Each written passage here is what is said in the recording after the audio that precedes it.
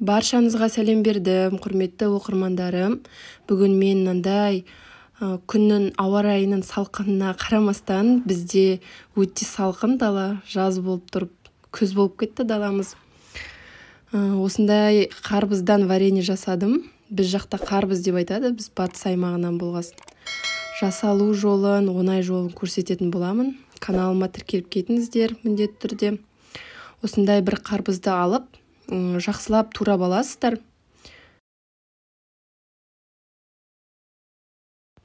Біз жақта міне осындай қарбыздың өскен жерін алып тастайды. Арам деп айтады, білмеймін енді. Біз кішкентай кезімізде солай өстіп, естіп келе жатқасын алып тастаймыз бізде.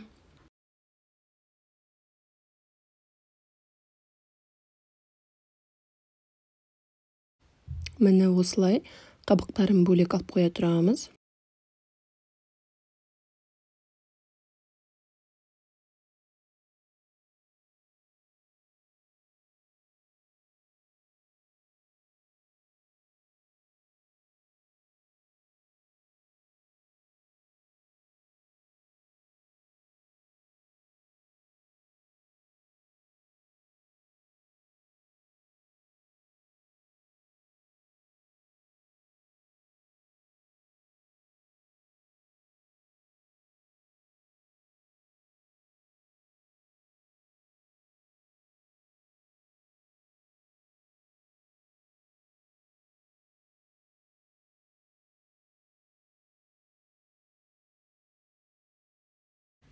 Видеода көрсетілгендей жұмсағын бөлек блендермен осылай езіп шығамыз.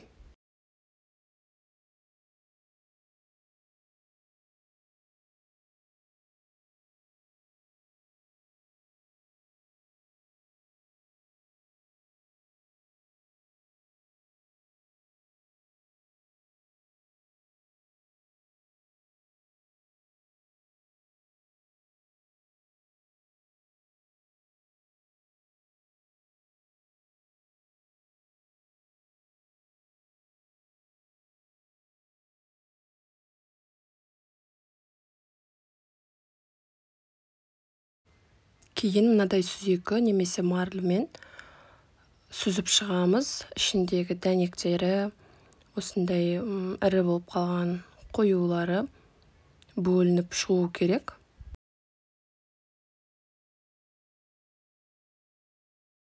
Негізі сүзекіден марлі ыңғайлы болады екен. Бұлай мен құсап уақыт алып тұрмайсыздар.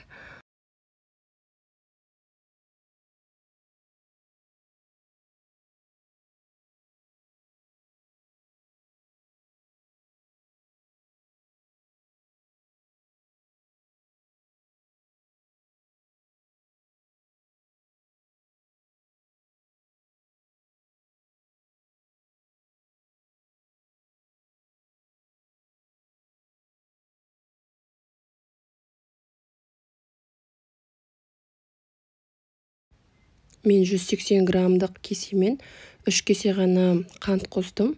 Сіздер молырақ қоссаңыздар болады. Қою болғанын қаласаңыздар.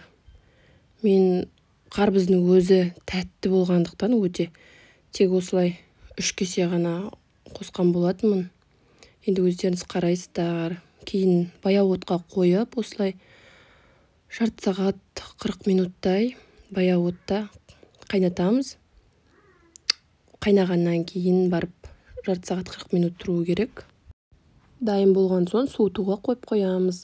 Енді манағы алып қойған қабықтарымызға кірісеміз. Менде бүгін фонда живой гүл, өтірік гүлімді алып қоя тұрдым, живой гүл келгесін. Міне манағы қабықта қалған мякітті тағы да ұсақтап тураймыз, яғни жұмсағын.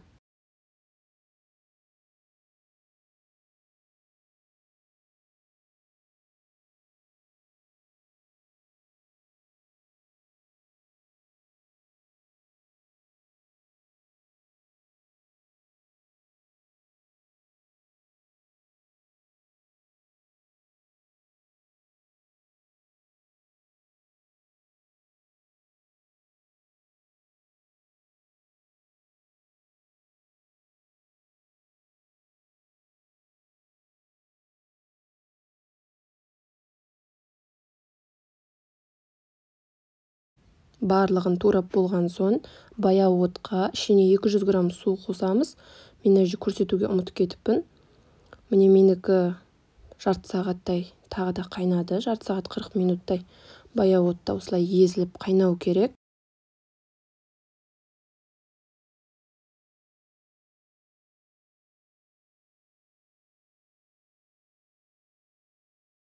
Мінекей менде дайын болды. Енді бұны жақсылап блендермен езіп шығамыз.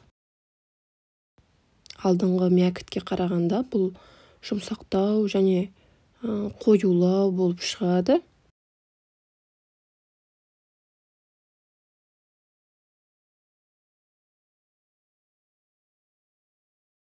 Міне бірінші дайындаған тосабымызды, суды осыған жаңағы екінші езген қоспаны қосамыз.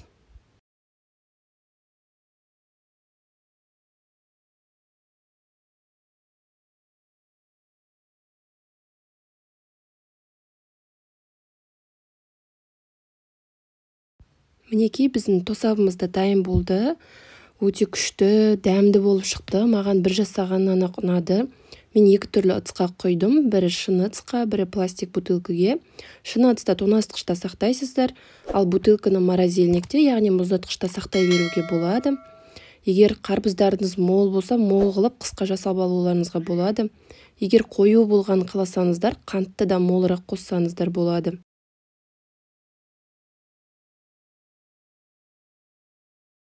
Маған өте ұнады. Жасалу жолы да оп-оңай. Сіздерге жасауға кеңес беремін. Ертең қыста рахаттанып, қарбыз сағынғанда осынымен шай ішесіздер. Бір лимон қосып жіберсеңіздер де болады. Менде лимон болмай қалды. Лимон қоссаңыздар, одан да күшті болып шығады. Ерінбей жасап көріңіздер. Мені арнама тіркелуді ұмытпаңыздар. Еңбегімді бағалап, лайк басып, комментарий жазып кетіңіздер достар. Көп-көп рахмет сіздерге.